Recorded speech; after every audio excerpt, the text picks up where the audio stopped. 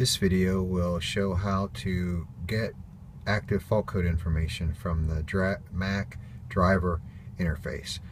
What you see now is the Mack Driver Interface indicating that there is a current check engine fault. Go to the turn signal and push the return button. This will bring up electronic active faults. View active faults will be highlighted. Push the return button once more.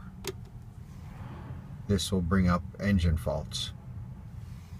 Push the return button once more. Now the engine fault code information will be displayed. Please record this information on DVIR. Thank you.